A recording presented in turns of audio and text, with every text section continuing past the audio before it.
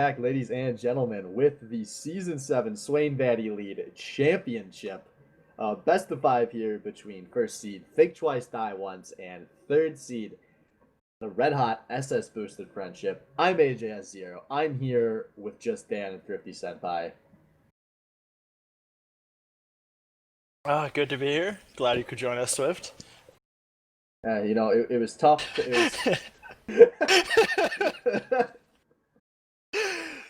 Oh Jesus! There's a me crying overlay. Yep, that's that's a why I lot of say tears. that. I took the day after off of work.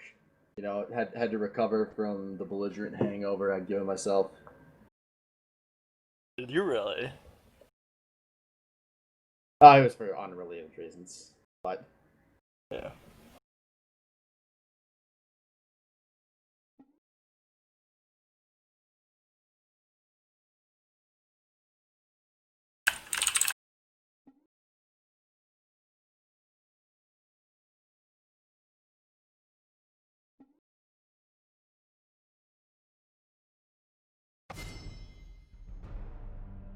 Yeah, no, and they just absolutely annihilated Waifu Superstar last week in a series that a lot of people didn't really think they had a chance in.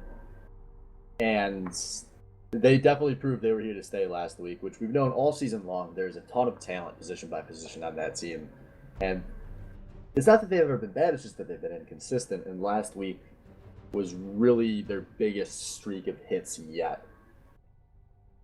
Yeah, no, they came to play last week, and they showed up really strong. I'm really interested to see if we'll have a squad of like the same caliber show up this upcoming week, or if Think Twice, Die Once is just going to give them fits like they've given most teams throughout this season. Yeah, that's the thing. It's not just that they went 8-2; it's that they were 5-0 in the second round robin after they switched 30 back to support. They're 6-0 with 30 on support. And more importantly, they haven't even really had more than a few close minutes in a lot of these games. They have just, at all times, while 30 has been the support shot caller, have just looked in control. Yeah. So, blowing through bans here, we've got TDO taking away Azir and Annie from Thor and Lucian from Avalites. Not too shocked by those bans. Azir kind of been turned into a must-ban on Thor as the season's gone on. The Lucian really strong on the current patch. By the way, this Yorick is going to be locked in as a placeholder for Zac, so we will have a remake when this is all said and done. So, going to steal that Zac away from Dubdrum as well.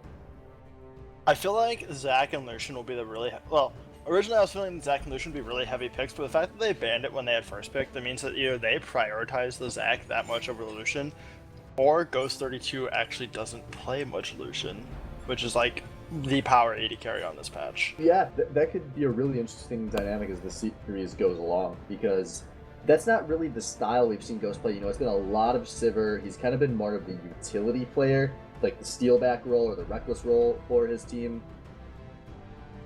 So maybe they just don't want to put him in the spotlight. We will kind of see as this season goes on.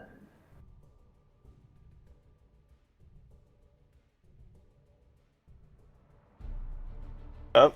And the Lissandra, not a really surprising pick here.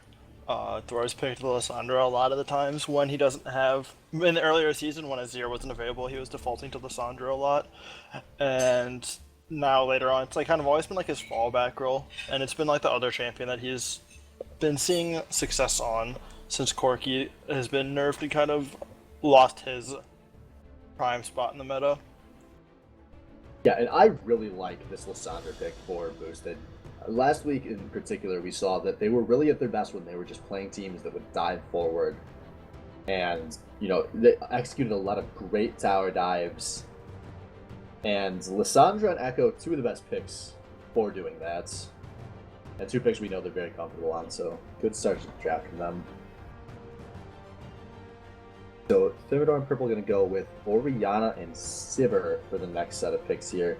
Like I was saying, Sivir something that's we've seen TDO prioritize all season long. It's always been a pick that 30 loves to prioritize. So yeah, that's whenever Sivir's good, 30 always likes to prioritize that. pretty much to the point where like whenever she's good, he will always just pick he will always pick her if she's available. I want to point out though is Orianna. We have not seen Zerbs play that too much, if at all, throughout the season, I believe.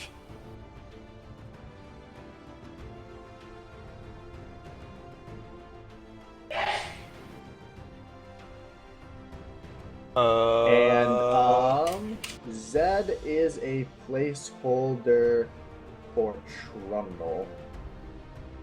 Okay. So that gonna is be a support Trundle then. Trundle support, yep. Yeah. I was really confused there for a second. You don't normally see Zed as a placeholder. So I was like, what is the madness that's going on here?